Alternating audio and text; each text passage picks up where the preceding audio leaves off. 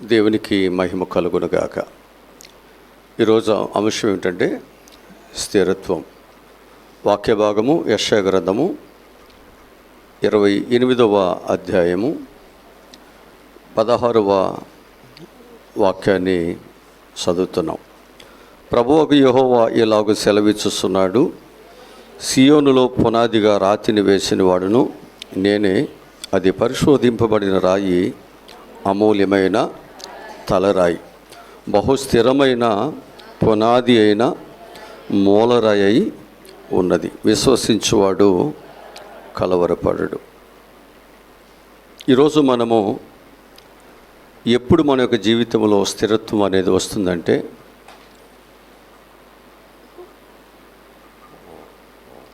దేవునిని మనం బాగుగా మనం తెలుసుకున్నప్పుడు, దేవునిని బాగుగా మనం అర్థం చేసుకున్నప్పుడు మనలో స్థిరత్వం అనేది వస్తుంది. మీకు ఉదాహరణకి అర్థం అవటానికి వాక్యం చెప్తాను. శారా బహువృద్ధురాలై శ్రీధర్మాన్ని కోల్పోయింది. అలాంటి సమయంలో శారా ఎలా ఉంది అంటే, వాగ్దానమందు విశ్వాసము గలదై. హెబ్రీయులకు రాసిన పత్రికలో 11వ అధ్యాయము 11 వచనంలో ఉంటుంది ఆ మాట. చదవండి, ఆ మాట చదవండి. శారాయు ఎంచుకొనెను గనుక వయస్సు గతించినదైనను గర్భము ధరించుటకు అది శక్తి వస్తుంది. అప్పుడే మనకు స్థిరత్వం వస్తుంది. మనకు దేవుని మీద, ఆయన యొక్క మహిమ మీద, ఆయన వాక్యం మీద, ఆయన ప్రార్థన మీద మనకు స్థిరత్వము అనేటువంటిది లేకపోతే శక్తిని కోల్పోతాం, బలహీనం అయిపోతాం.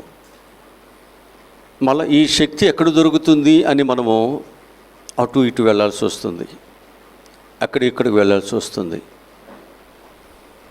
నాకెవరు సహాయం చేస్తారు అని మన చూపులు దేవుని మీద నుండి లోకం మీదకి మళ్ళించడం జరుగుతుంది. వాక్యం చెప్తుంది, మనం ఆరాధిస్తున్న దేవుడు, మనం పూజిస్తున్న దేవుడు, మనం నమ్మిన దేవుడు పరిశుద్ధించబడిన వాడు. లోకములో దేవుడు కాదు అన్నవారు, ఆయన్ని హేళన చేసిన వారు, ఆయనను పొడిసిన వారు, మాకు దేవుడు వద్దు, మాకు బర్భాయే కావాలి అని కేకలు వేసిన వారు, యేసుక్రీస్తు నిజమైన దేవుడని వారు తెలుసుకుని ఆ పునరుద్ధానమందు దేవుని బిడ్డలుగా మారిపోయారు. ఆ సిలువ మరణమందు సృష్టిలో జరుగుతున్నటువంటి మార్పులు, ఆ సృష్టిలో జరుగుతున్నటువంటి అద్భుతాలు, ఆ భయంకరమైనటువంటి ఆ పరిస్థితులన్నీ చూస్తున్నప్పుడు, ఇంతమందిని మనం సిలువ వేసాం, ఇంతమందిని చంపాం కదా, ఇలాంటి మార్పు కానీ, ఇలాంటి అద్భుతాలు కానీ ఎక్కడ ఎప్పుడు జరగలేదు. కనుక ఇది నిజముగా దేవుని కుమారుడే. పరిశోధనలో తెలుసుకున్నారు. వారి నిజ జీవితంలో యేసుక్రీస్తును దేవుడు కాదని ఒకవేళ వాడు త్రోసివేసిన, వారు అనుభవపూర్వకంగా వారి పరిశోధనలో వారు తెలుసుకున్నది ఏమిటంటే, ఈయనే దేవుడు, నిజమైన దేవుడని. ఎలాగో పరిశోధన చేశారు. షడ్రకు మేషకు అబేద్గోలను అగ్నిగుండంలో వేయబడినప్పుడు ఆ పరిశోధనలో తేలినటువంటి రిజల్ట్ ఏమిటంటే, షడ్రకు మేషకు అబేద్గోల యొక్క దేవుడి నిజమైన దేవుడు. అప్పుడే వారిలో ఒక స్థిరత్వం వచ్చింది.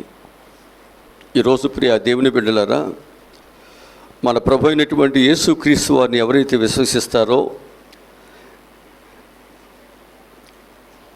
ఎవరైతే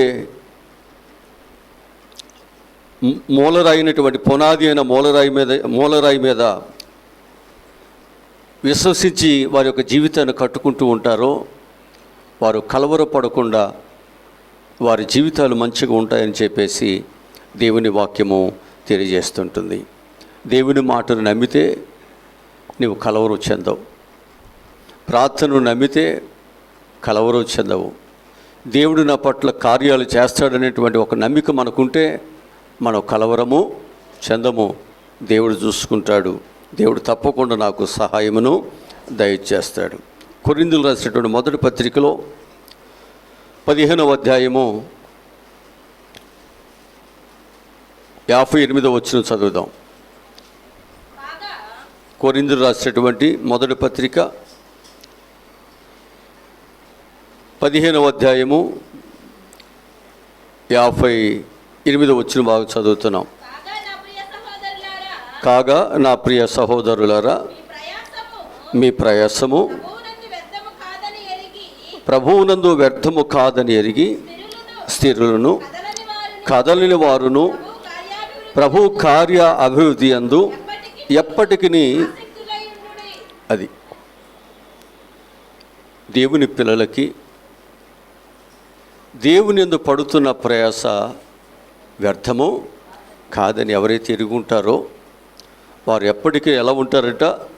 స్థిరులను కదలని వారును ప్రభు కార్య అభివృద్ధి యందును ఎప్పటికీ ఆసక్తి కలిగి ఉంటారు. ఎందుకంటే వారి జీవితాలలో ప్రభు తప్పకుండా గొప్ప కార్యాలని చేస్తాడని వారికి ఒక నమ్మిక ఉంది, వారికి ఒక విశ్వాసం ఉంది. ప్రభుతో నేను నడిస్తే, లేదా ప్రభు కొరకు నేను బ్రతికితే, ప్రభు కొరకు నేను ఈ విధముగా నా యొక్క జీవితాన్ని సమర్పణ చేస్తే తప్పకుండా ప్రతిఫలం ఉంటుంది, తప్పకుండా ఆశీర్వాదాలు ఉంటాయని ఎవరైతే విశ్వసిస్తున్నారో ఖచ్చితంగా వారి జీవితాల్లో వారు ఏం చూస్తారంటే గొప్ప స్థిరత్వాన్ని వారు చూస్తారు. ఎవరు ఏమనుకున్నా వారు దేవుని కొరకే బ్రతుకుతారు, వారు దేవుని యందే విశ్వాసం ఉంచుతారు, వారు దేవుని పాదాలను ఎన్నడూ విడిచిపెట్టరు. కనుక ఈరోజు మన యొక్క జీవితాల్లో ఏ విషయాలలో మనము స్థిరముగా ఉండాలి, ఏ విషయాల్లో మన యొక్క జీవితాలు స్థిరముగా ఉంటే దేవుని ఆశీర్వాదాలు మనకు వస్తాయి. కొన్ని నేర్చుకుందాం. మనం మొదటి మాటగా మనం చూసినట్లయితే పేతురు రాసిన మొదటి పత్రిక 5వ అధ్యాయము 9వ వచనం చదువుదాం. పేతురు రాసిన మొదటి పత్రిక 5వ అధ్యాయము 9వ వచనం చదువుతున్నాం. లోకమందున్న మీ సహోదరుల యందు ఈ విధమైన శ్రమలే నెరవేర్చుచున్నవని ఎరిగి విశ్వాసమందు స్థిరులై వారిని ఎదిరించుడి. మనం ఏం చేయాలంట? ఈ లోకమందున మీ సహోదరుల యందు ఈ విధమైన శ్రమలే నెరవేర్చుచున్నవని మనం ఎరిగి ఉండాలి. అప్పుడు మనం ఏమవుతామన్నమాట? విశ్వాసమందు స్థిరులై వారిని ఎదిరించగలుగుతాం. ఒకవేళ మనకి ఏదైనా శ్రమలు, ఏదైనా బాధలు వచ్చినప్పుడు ప్రార్థనకి వెళ్ళే వారికి శ్రమలేంటి, దేవుని ఎదురుకు వెళ్ళే వారికి శ్రమలేంటి, లేకపోతే విశ్వాసం ఉన్నటువంటి వారికి శ్రమలేంటి, బాప్తిస్తం తీసుకున్న వారికి శ్రమలేంటి అని ఒకవేళ లోకం ఏదైనా అంటున్నప్పుడు మనం ఏం చెప్పాలి అంటే, లోకములో ఉన్నటువంటి సహోదరులకి ఇలాంటి శ్రమలే కలిగి ఉన్నాయి అని మనం ఏం చేయాలంట? విశ్వాసం అందు ఎరిగి మన స్థిరులై ఉండాలి. అప్పుడే మనము దేవుని యొక్క బిడ్డలుగా మన విశ్వాసతలో చెదిరిపోకుండా మన ముందుకి సాగిపోగలం. మొదటి మాట ఏమిటంటే విశ్వాసమందు స్థిరముగా మనం ఉండాలి. దేవుని పిల్లలు ఏ విషయాలలో స్థిరంగా ఉండాలి అంటే మొదటగా మనం విశ్వాసములో స్థిరముగా ఉండాలి. శ్రమలు వచ్చినా, బాధలు వచ్చినా, కష్టాలు వచ్చినప్పటికీ మన జీవితాల్లో మనకి ఏముండాలంటే విశ్వాసమందు స్థిరత్వం అనేది చాలా అవసరమై ఉంది. ఉన్నాయి లోకంలో. క్రైస్తవునికి శ్రమలు వస్తాయి, బాధలు వస్తాయి, కష్టాలు వస్తాయి.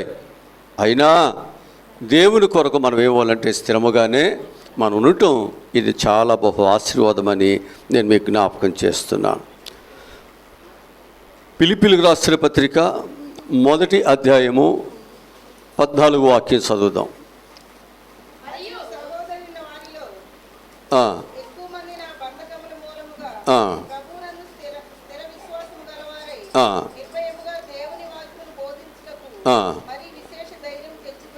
అది వీళ్ళు ఎలా ఉన్నారంట? ఎక్కువ మంది నా బంధకముల మూలముగా ప్రభువునందు స్థిర విశ్వాసము గలవారై నిర్భయముగా దేవుని వాక్యమును బోధించుటకును మరి విశేష ధైర్యము అది దేవుని యొక్క పిల్లలు అనేటువంటి వారు అనేకమైన బంధకములు, అనేకమైనటువంటి బాధలు, అనేకమైన కష్టాలు మనకు వచ్చినప్పుడు మనలే ఉండాలి. అది నాకెందుకులేండి, అంత పెద్ద ఆయనకే శ్రమలు, అంత పెద్ద ఆయనకే కష్టాలు వస్తే నేనేం చేస్తాను, నా వల్ల ఏమవుద్ది అని అనుకుంటే అక్కడ దేవుని పరిచర్య జరగదు. కనుక పౌలు యొక్క బంధకములలో ఎక్కువ మంది బంధకముల మూలముగా ప్రభువునందు స్థిర విశ్వాసము గలవారై ఉన్నారంట. అంతేనా? బంధకములు యందు వారు ఎలా ఉన్నారంట? స్థిర విశ్వాసము కలిగిన వారు ఉన్నారు. మనకు బంధకాలు వస్తేనేమో బలహీనం అయిపోతాం, కష్టాలు వస్తే బలహీనం అయిపోతాం. రక్షణ పొందాను, ఏది కలిసి రావట్లేదే అంటే మన యొక్క విశ్వాసం, మన రక్షణ ఏంటంటే కలిసి రావటానికి 3 పూటల మంచి భోజనం రావాలి, మంచి బిల్డింగులు కావాలి, పట్టుకున్నదల్లా బంగారం అయిపోవాలి. ఇది మన విశ్వాసం. ఈ విశ్వాసం కలిగిన వాడు ఏ బంధకాల్లో ఉంటాడు, ఏ కడుపు కాల్చుకుంటాడు, ఏ వస్త్రహీనుడికి ఉండటానికి ఇష్టపడతాడు, ఏ ఇరుకుల ఇబ్బందుల్లో ఉండటానికి, దేవుని బిడ్డకు ఉండటానికి ఇష్టపడతాడు. అలాంటి మనసు కలిగిన వాడు అస్థిరుడైపోతాడు త్వరగా, బలహీనుడైపోతాడు త్వరగా. అతడు దైవ సన్నిధికి దూరము అయిపోతాడు. కనుక పౌలు యొక్క పరిచర్యలో ఆయన చూసినటువంటి విశేషమైనటువంటి సంగతులు ఏమిటంటే, సంఘములో బంధకములు కలిగినప్పుడంట మరి విశేషముగా అనేక మంది ఏమయ్యారంట? స్థిరపరచబడ్డారంట వాక్య అనుభూతిలో, దేవుని పరిచర్యలో. మనము కూడా అనేకమైన శ్రమలు, అనేకమైన బాధలు వచ్చినప్పుడు దేవుని కొరకు స్థిరపరచబడాలి. దేవుని పరిచర్య చేయటానికి కూడా మనం స్థిరమైన విశ్వాసతను కలిగిన వారుగా మనం ఉండాలి. వాక్యమందు అపోస్తలుల కార్యగ్రంథములో 16వ అధ్యాయం 5వ వచనం చూస్తే ఆదిమ సంఘం ఎలా ఉందో మనకు అక్కడ వాక్యం చెబుతుంది. కనుక సంఘములు అంతేనా? దేని యందు జాగ్రత్త. సంఘము అనేటువంటి దేవుని శరీరము విశ్వాసమందు ఏమవ్వాలి? స్థిరపరచబడాలి. మన జీవితంలో విశ్వాసతలో స్థిరపరచబడకపోతే బంధకములు, కష్టాలు వచ్చినప్పుడు మనం ఏమైపోతాం తెలుసండి? మనం దూరంగా కొట్టుకుని పోతాం. అక్కడ చదవండి, దాన్ని చదవండి ఒకసారి. కనుక సంఘములు విశ్వాసమందు స్థిరపడి అనుదినము లెక్కకు, అది శ్రమలు కలుగుతున్నా, బాధలు కలుగుతున్నప్పటికీ కూడా సంఘం అనేది ఎలా ఉంది? విస్తరిస్తూనే ఉంది. ఎందుకని అంటే వారు విశ్వాసం అందు ఏమై ఉన్నారు? ఎప్పుడైతే మనలో స్థిరత్వం వస్తుందో దేవుని పనిలో విస్తారముగా మనం చేయటానికి, విస్తరించడానికి అవకాశం ఉంటుంది. దేవునిలో మనం విస్తారముగా దేవుని కొరకు బ్రతకటానికి అవకాశం ఉంటుంది. చాలామంది శ్రమలు, బాధలని వచ్చేసరికి మనం ఏమైపోతామంటే, దేవునిలో బ్రతికే కంటే లోకములో బ్రతికితే బాగుండు కదా వెళ్ళిపోతున్నాం. అది ఏమాత్రము కూడా కరెక్ట్ అనేది కాదు. సంఘము అలాగే ఉంది. అందుకే ఆ సంఘమునకు ఎన్ని శ్రమలు వచ్చినా, బాధలు వచ్చినా వారు విశ్వాసమందు స్థిరముగా ఉన్నారు. కాబట్టి ఆ సంఘం ఏమైందట? ఆ సంఘములన్నీ ఏమైనాయి? విస్తరిస్తూ వచ్చాయి, ఫలిస్తూ వచ్చాయి. హల్లెలూయా. రెండో విషయాన్ని చెప్తున్నాను. మనం స్థిరముగా ఉండాలి అంటే, దేనిలో స్థిరముగా ఉండాలంటే పరిశుద్ధత యందు మనం స్థిరముగా ఉండాలి. దేనిలో స్థిరముగా ఉండాలి? పరిశుద్ధత యందు మనం స్థిరముగా ఉండాలి. తెస్సలోనికీయులకు రాసినటువంటి మొదటి పత్రిక 3వ అధ్యాయము 13వ వాక్యాన్ని చదువుదాం. మరియు మన ప్రభు అయిన యేసు తన పరిశుద్ధులందరితో వచ్చినప్పుడు మన తండ్రి అయిన దేవుని ఎదుట మీ హృదయములను పరిశుద్ధత విషయమై అనింద్యమైనవిగా ఆయన స్థిరపరచుటకై మేము మీ ఎడల ఎలాగూ ప్రేమలో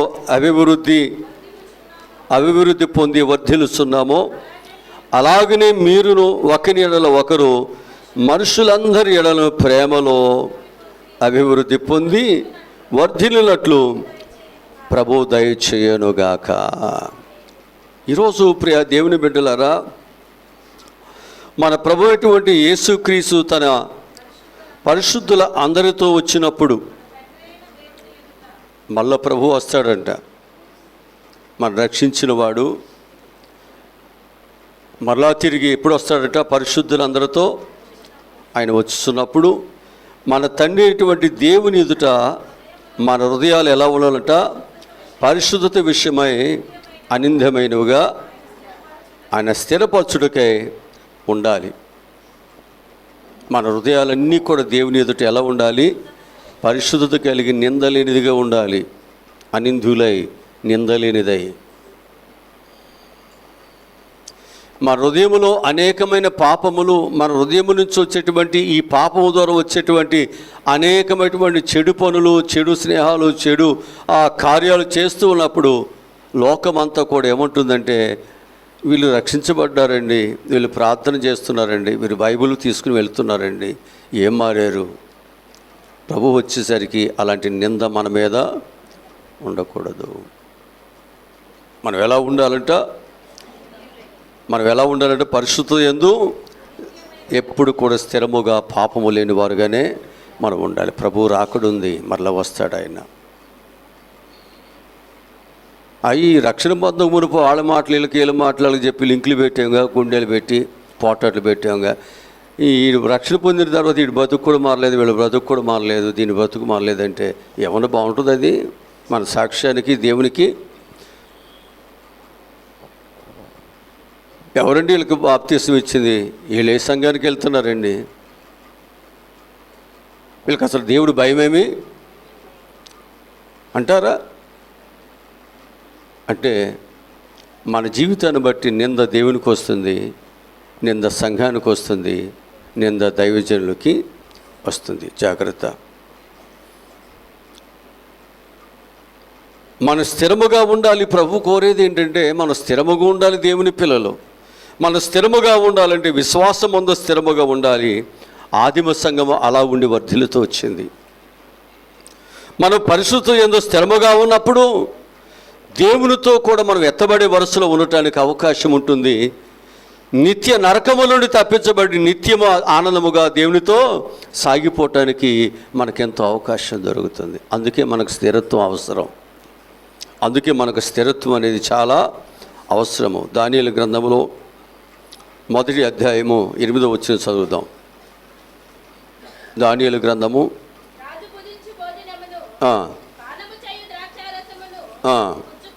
పుచ్చుకొని దానియేలు ఉద్దేశించి అపవిత్రుడు కాకుండానట్లు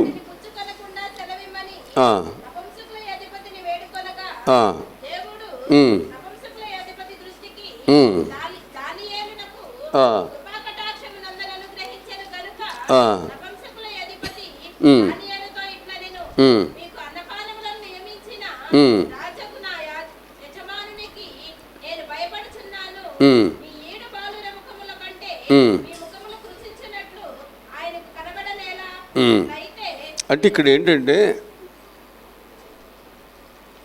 ఒక నపుంసకుడికి వీళ్ళు అప్పగించారు. వీళ్ళకి ఒక మంచి భోజనం వీళ్ళకి ఏర్పాటు చేయాలి. ఇప్పుడు ఈయనేమంటున్నాడు, నేను ఆ భోజనము చేయను, నేనేం చేస్తాను అని చెప్తున్నాడంటే అయ్యా మేము మాత్రము ఈ ఆకుకూరలు ఇలాంటి భోజనమే మేము చేస్తామని చెబుతున్నాడు. ఈ మాట రాజు యొక్క సేవకుడుగా ఉన్నటువంటి నపుంసకుడికి అది ఇష్టంగా లేదు. నాకు రాజు అప్పగించిన పని నేను చేయకుండా మీరేదో తింటానంటే అది నేను పెట్టినట్లయితే రాజు ఎదుట మీ ముఖము అనేటువంటిది సరిగ్గా లేకపోతే అది వికారముగా కనిపిస్తే ఇప్పుడు రాజు నన్ను ఏం చేస్తాడు? శిక్షిస్తాడు కదా. ఇది ఎలాగునైనా అని చెప్తున్నాడు. కనుక ఇక్కడ ఒక పరిశుద్ధత యందు స్థిరముగా ఉండటానికి తాను ఏం చేస్తున్నాడంటే రాజు చెప్పిన దానికి అతను లోబడకుండా, రాజు పెట్టే భోజనానికి ఆయన అంగీకరించుకోకుండా ఆయన ఎలా ఉన్నాడు అంటే తన భోజన అలవాట్లు ఏవైతేనో అలా దానిని కొనసాగిస్తున్నాడు. మన జీవితాల్లో అలాంటి స్థిరత్వం ఉండాలి. ఎక్కడైనా మంచి భోజనం దొరికిందంటే కడుపు నిండా తిని అరక్క నాన్న తంటాలు పడే కంటే మన ఇంటి దగ్గర ఎంత తింటున్నామో అలాగే తింటే నీ ఆరోగ్యానికి మంచిది, నీ కడుపుకు మంచిది, నీకు ఎలాంటి ఇబ్బంది ఉండదు. అక్కడి నుంచి ఆయాసమే కదా. కనుక నువ్వు రోజు ఎంత తింటున్నావో అలాగే తినండి. అది రుచికరమైనది కదా చెప్పేసి కాస్త ఎక్కువగా తిన్నా అది నీ ఆరోగ్యానికి ఏమాత్రము కూడా మంచిది కానే కాదు. అందుకే ఒకవేళ రాజు పెట్టేటువంటి భోజనం అనేక రకాలు అక్కడ ఉన్నప్పటికీ కూడా నాకు వద్దు నాయన, నాకు ఒక అలవాటు ఉంది, నాకు కొన్ని పద్ధతులు ఉన్నాయి, ఆ ప్రకారమే నా జీవితాన్ని నేను కొనసాగిస్తాను అంటే మనం జీవించే జీవితంలో తినే వాటిలో అన్నిటిలో కూడా మనం ఎలా ఉండాలి? స్థిరంగా ఉండాలి. ఏది పడితే తినటానికి, ఎక్కడ పడితే అక్కడికి వెళ్ళటానికి నీవు నీ సొత్తు కాదు. ఒకప్పుడులాగా నీ ఇష్టానుసారంగా నువ్వు ఏది పడితే తినటానికి కూడా అది ఏమాత్రము కూడా అవకాశం లేదు. ఇప్పుడు నువ్వు దేవుని బిడ్డవి, ఒక పరిశుద్ధమైనటువంటి జీవితాన్ని కలిగి నువ్వు జీవిస్తున్నావు. ఆ పరిశుద్ధమైనటువంటి జీవితం ఒకవేళ అపవిత్రమైనటువంటి వాటిని తింటే ఆ పరిశుద్ధతను పోగొట్టుకుని భ్రష్టు అయిపోతావు. అందుకు నువ్వేం చేయాలంటే ఆ పరిశుద్ధతను కాపాడుకోవటానికి ఎలాంటి వాటిని నీ ఎదుటి పెట్టినా నాకు అవసరం లేదు. అలాంటి ఒక స్థిరమైన వారుగా మన జీవితాలు ఉంచబడాలి. హల్లెలూయా, హల్లెలూయా. దానియేలు వలె మన యొక్క జీవితాలు, షడ్రకు మేషకు అబేద్నెగో వలె మన జీవితాలు ఎప్పటికీ స్థిరముగానే ఉంచబడాల్సిందే. మూడవదిగా మనం చూస్తే సత్యమందు మనం స్థిరముగా ఉండాలి. మూడవ దేని యందు స్థిరముగా ఉండాలి? సత్యమందు మనం స్థిరముగా ఉండాలి. పేతురు రాసినటువంటి 2వ పత్రిక 1వ అధ్యాయము 12వ వచనం చదువుదాం. ఈ సంగతులను తెలుసుకొని మీరు అంగీకరించబడిన సత్యమందు స్థిరపరచబడి ఉన్నను వీటిని గురించి ఎల్లప్పుడూ మీకు జ్ఞాపకం చేయుటకు సిద్ధముగా ఉన్నాను. హల్లెలూయా. కాబట్టి మీరు ఈ సంగతులు తెలుసుకొని మీరు అంగీకరించిన సత్యమందు ఏమై ఉండాలి? స్థిరపరచబడి ఉన్నాను. వీటిని గురించి ఎల్లప్పుడూ మీకు జ్ఞాపకము చేయుటకు సిద్ధముగా ఉన్నాను. అంటే చాలాసార్లు మన జీవితంలో నేను స్థిరముగానే ఉన్నాను, నేను ప్రార్థనకు వెళుతున్నాను, నేను ఏది తింటలేదు, నేను ఎక్కడికి వెళ్ళట్లేదు, నా జీవితం అంతా చాలా బాగుంది అని అనుకున్నప్పటికీ కూడా నీకు వాక్యం అవసరమే, చిత్తపాటు అవసరమే, ఉపవాస కుడికలు అవసరమే, ప్రభు బల్ల అవసరమే, ప్రార్థన అవసరమే, సహవాసం అనేది అవసరమే అవసరమే అవసరమే అవసరమే. అందుకు మనము సత్యమందు ఏమై ఉండాలి? స్థిరము కలిగిన వారుగా ఉండాలి. అందుకే దేవుని వాక్యము మనను స్థిరపరచడానికి దేవుడు మనతో మాట్లాడుతున్నాడు. మన తప్పులను సరిచేసి సరైన మార్గంలో మనం నడిపించడానికి ప్రభు మనతో మాట్లాడుతున్నాడు అన్నమాట. కనుక మనందరూ కూడా సత్యమందు ఎలా ఉండాలి? స్థిరముగా ఉండాలి. సత్యమందు ఎప్పుడు కూడా నిలిచిన వారుగా ఉండాలి. యోహాను రాసినటువంటి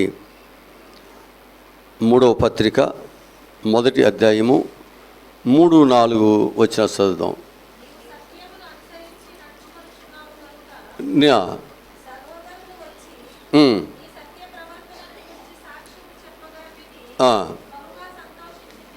చాలు. ఇక్కడ మనం జ్ఞాపకం చేసుకున్నట్లయితే ఎంత విశేషమైన మాట మనకి ఇక్కడ కనిపిస్తుంది అంటే 3-4 వచనాల్లో, నీవు సత్యమును అనుసరించి నడుచుకొనుస్తున్నావు గనుక సహోదరులు వచ్చి నీ సత్య ప్రవక్తను గురించి సాక్ష్యము చెప్పగా విని బహుగా సంతోషించి తిని. నా పిల్లలు సత్యమును అనుసరించి నడుచుకొనుస్తున్నారని అనుట కంటే వినుట కంటే నాకు ఎక్కువైన సంతోషము అది. దేవుడు కోరేది ఏంటంటే, దేవుని పిల్లలంట సత్యమందు అనుసరించి నడుచుకొనుస్తున్నారని వినుట కంటే నాకు ఎక్కువైన సంతోషము ఇంకేముందయ్యా. మనం ఎప్పుడు కూడా సత్యమందు ఏమై ఉండాలి, స్థిరపరచబడి నడుచుకునేవారుగా మనం ఉండి దేవుని సంతోషపెట్టువారుగా మన జీవితాలు ఉండాలి. ఎప్పుడైతే ఆ విధంగా మనం ఉంటున్నామో ఇంతకంటే దేవుడు సంతోషించగలిగినటువంటిది మరొకటి ఏమీ లేదు. నువ్వు వెండి బంగారములు ఇచ్చిన ఆయన సంతోషపెట్టలేవు, నీ జ్యేష్ఠ పిల్లలు ఇచ్చిన ఆయన సంతోషపెట్టలేవు, విస్తారమైనటువంటి తైలములు ఇచ్చిన ఆయన సంతోషపెట్టలేవు. ఆయనకు సంతోషాన్నిచ్చేది ఏమిటంటే ఆయన చెప్పినటువంటి మాట ప్రకారముగా మన పరిశుద్ధులుగా జీవించబడటమే, పరిశుద్ధతలో మనం స్థిరముగా ఉంచబడటమే. అదే దేవుడు కోరుకునేది. అలా ఉన్నప్పుడు, అలా మనం నడుస్తున్నప్పుడు దేవుడు ఎంతో సంతోషిస్తాడని దేవుని వాక్యం మనకు తెలియజేస్తుంటుంది. 4వదిగా మనం చూసినట్లయితే ప్రేమ యందు మనం స్థిరముగా ఉండాలి. ఎఫెసీయులకు రాసిన పత్రిక 3వ అధ్యాయము 18వ వచనం చదువుదాం. 3వ అధ్యాయం 18వ వచనం. క్రీస్తు మీ హృదయములలో విశ్వాసము ద్వారా నివసించినట్లుగాను తన మహిమ ఐశ్వర్యము చొప్పున మీకు దయచేయవలననియు మీరు దేవుని సంపూర్ణత యందు పూర్ణులగునట్లుగా ప్రేమయందు వేరుపారి స్థిరపడి సమస్త పరిశుద్ధులతో కూడా దాని వెడల్పు, పొడుగు, లోతు, ఎత్తు ఎంతో గ్రహించుటకును జ్ఞానమునకు మించిన క్రీస్తు ప్రేమను తెలుసుకొనుటకును తగిన శక్తి గలవారు కావాలననియో ప్రార్థించుస్తున్నాను. హల్లెలూయా. కనుక మనం ఎలా ఉండాలంట? ప్రేమయందు వేరుపరిన వారుగా ఉండాలి, స్థిరపరచబడాలి. ప్రేమలో మనం ఏమవ్వాలి? స్థిరపరచబడదాం. వేరుపరిన వారు స్థిరపరచబడతారని చూసిన, పునాది కలిగినటువంటి పట్టణము స్థిరముగా ఉంటుందని చూసిన, ఆ వేరుపడినటువంటి చెట్టు మరొక చోట నుండి మరొక చోటకు మార్చబడటానికి అవకాశమే అది అక్కడే ఉంటుంది. కనుక సత్యమందు మనం ప్రేమయందు మనం ఏమై ఉండాలి? మనము స్థిరపరచబడాలి. హల్లెలూయా. సత్యమందు మనము ఆ ప్రేమయందు మనం స్థిరముగా ఉండాలి. వాక్యం అదే చెబుతుంది. మత్తయి సువార్తలో ఒక మాట ఉంది, 5వ అధ్యాయం 43వ వచనంలో. మత్తయి సువార్త 5వ అధ్యాయము 43వ వచనములో నుండి చదువుదాం. నీ పొరుగు వారిని ప్రేమించి విన్నారు కదా, ఏమనగా కుమారులై ఉండునట్లు మీ శత్రువులను ప్రేమించుడి. అది అంటే ఇక్కడ ప్రేమలో స్థిరముగా ఉన్నప్పుడు మనం ఏం చేస్తాం? శత్రువుల కొరకు మనం ప్రార్థనలు మనం చేస్తాం. అదే దేవుడు నేర్పించేది. మనం ఏ ఏ విషయాలలో రక్షణ పొందిన తర్వాత దేవుని బిడ్డలుగా స్థిరంగా ఉండాలి అంటే, ఒకటి విశ్వాసమందు స్థిరముగా ఉండాలి, అప్పుడు వర్ధిల్లుతామని. పరిశుద్ధత యందు స్థిరముగా ఉండాలి, అప్పుడు దేవునితో మనము ఎత్తబడతామని. సత్యమందు మనం స్థిరముగా ఉండాలి, అప్పుడు మన యొక్క జీవితాలలో వాక్యములో అన్నిటిలో కూడా మన అభివృద్ధిలోనికి వెళ్తామని. ప్రేమయందు మనం స్థిరముగా ఉన్నప్పుడు మన జీవితాలలో మనం క్రీస్తును పోలి నడుచుకున్న పిల్లల్లాగా మన జీవితాలు ఉంటాయి. దేవుని యొక్క బాటలో దేవుడు వేసినటువంటి మార్గాలు మన ప్రయాణము చేసిన వరకు ఉంటాం. అందుకే సంఘము ఎలా ఉండాలి అంటే ప్రేమయందు ఎప్పుడు కూడా స్థిరముగానే ఉందాం, వేరు పారిన వారుగా ఉందాం, ఎప్పుడు కూడా ఇంటి వలె కట్టబడిన వారుగా ఉందాం, లోతుగా త్రవ్వబడినటువంటి వారుగా మన జీవితాలను మనం చేసుకుందాం. ఐదవదిగా చూసినట్లయితే సత్కార్యములు చేటు యందు మనం స్థిరముగా ఉండాలి. సత్కార్యములు చేయుట యందు మనం స్థిరముగా ఉండాలి. 2వ దెస్సలోనికీయులకు రాసిన పత్రిక 2వ అధ్యాయము 17 వాక్యం చదువుదాం. సహోదరులారా,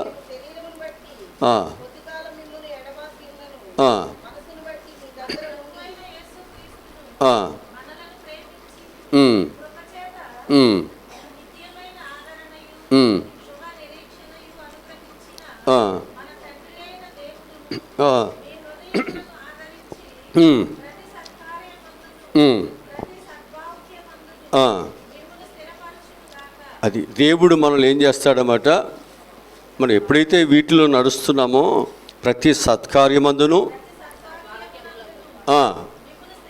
దేవుడే మనల్ని ఏం చేస్తాడు, స్థిరపరుస్తాడు. ఇవన్నీ లేకపోతే మనం ఈ పనులు ఎక్కడ చేస్తాం, సత్కార్యాలు. ఎదుటివాడిని ప్రేమించలేకపోతే వాడిని చూసి మనకు కోపం వస్తే, వాడిని ద్వేషించే మనసు ఉంటే మంచి పనులు చేస్తామా? మంచి పనులు మనం ఉండటానికి అసలు ఇష్టం ఉంటుందా? మన హృదయం అంతా కుళ్ళు కుతంత్రాలతో ఈర్ష్య ద్వేషాలతో ఉన్నప్పుడు వాడు ఒక మంచి పనులు చేయటానికి మనలో మనసెట్ట ఒప్పుద్ది కదా. మన హృదయం అంతా కూడా చెడుతో ఉంది, పాపంతో ఉంది, లేకపోతే ఒక మంచి పని చేయడానికి ఇష్టమైనటువంటి స్వభావంతో ఉన్నాం. కనుక మనం ఒక మంచి పని చేయడానికి మనం ఎట్టి పరిస్థితులు కూడా అంగీకరించలేమన్నమాట. అందుకు ప్రతి సత్కార్యమందు మనం ఎలా ఉండాలి, స్థిరముగా ఉండాలి. మనకు తెలుసు దోర్క అపోస్తుల కార్యగ్రంథంలో 9వ అధ్యాయము 36 వాక్యంలో చక్కటి మాట మనకు కనిపిస్తుంది. ఆ దోర్క ఎలా ఉందంట,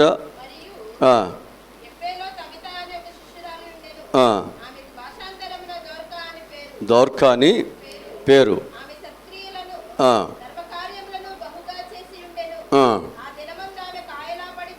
ఆమె ఏం చేస్తుందంట,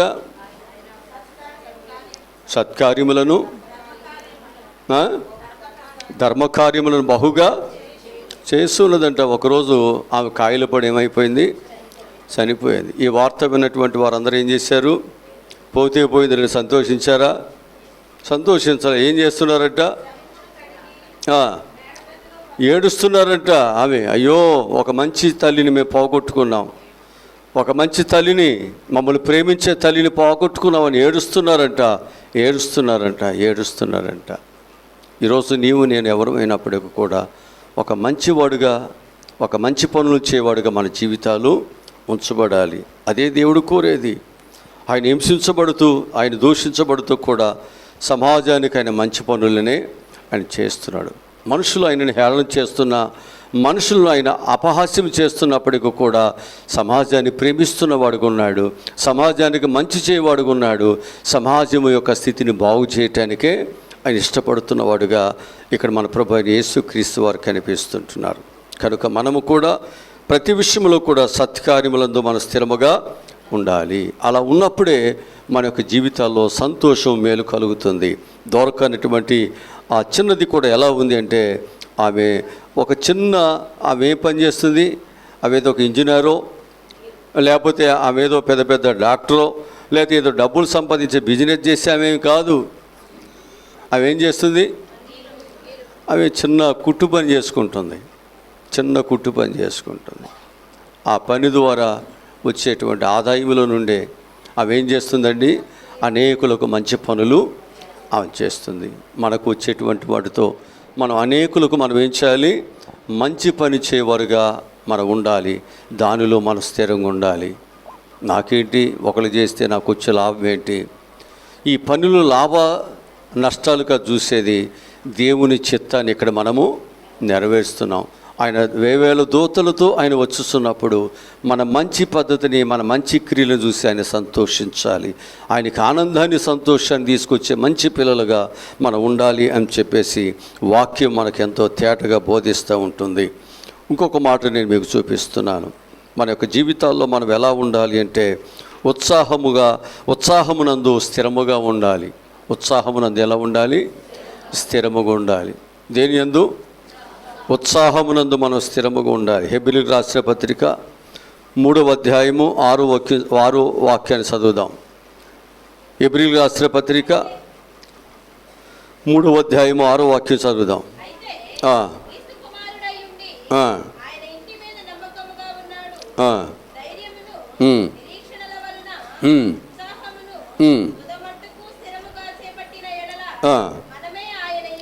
అది మనందరం కూడా తుది వరకు కూడా మనం ఏం చేయాలి? ఉత్సాహముగా దేవుని పనిని చేయవారుగా ఉండాలి. మనమే ఆయన యొక్క ఇల్లు అని దేవుని వాక్యం తెలియజేస్తుంటుంది. రాజుగా ఏర్పాటు చేయబడినటువంటి దావీదు మందస్సము తేబడుతున్నప్పుడు ఆయన మందస్సు ముందు ఆయన ఏం చేశాడో తెలిసాడు. ఒక సామాన్యమైన వ్యక్తి వలె ఆయన డాన్స్ చేస్తున్నాడు.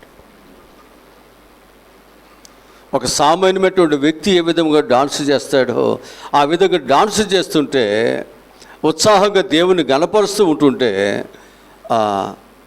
తన భార్య చూసి కదా ఏం చేసింది? ఆయన చూసి ఏం చేసింది? ఆయన్ని ఎగతాళి చేసింది. ఆ ఎగతాళి ద్వారా ఆమె గర్భము మూయబడింది. జాగ్రత్త. ఒక ఉత్సాహముగా దేవుని కొరకు సాగిపోతున్న వ్యక్తిని చూసి మనం ఎగతాళి చేయవద్దు.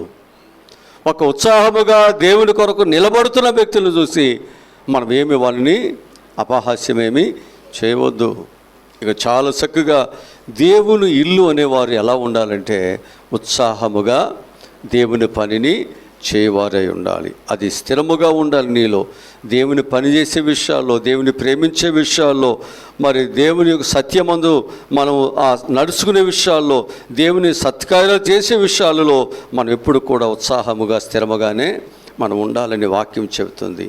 చివరికి ఒక మాట చెప్పేసి నా మాటలు నేను ముగిస్తాను. కొరింథీయులకు రాసినటువంటి 2వ పత్రిక 1వ అధ్యాయం 7వ వాక్యం చదువుదాం. కొరింథీయులకు రాసినటువంటి 2వ పత్రిక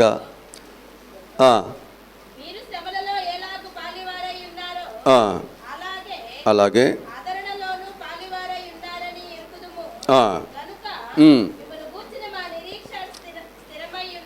చాలు. వాళ్ళు ఎలా ఉన్నారట?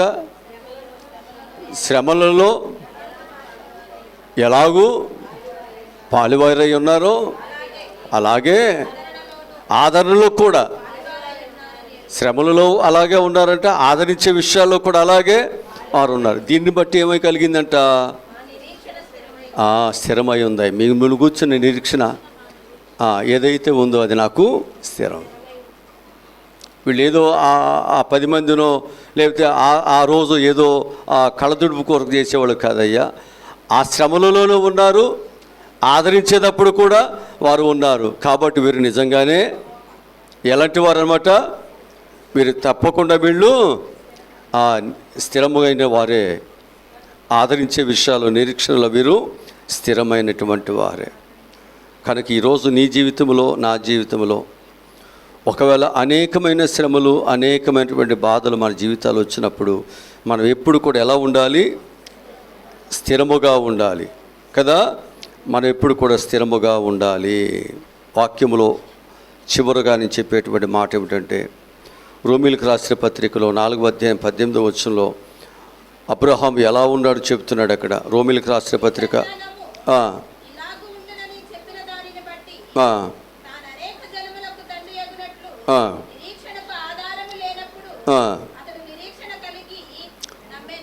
అసలు ఏమీ లేనప్పుడు అక్కడ ఏమి కనపట్ల.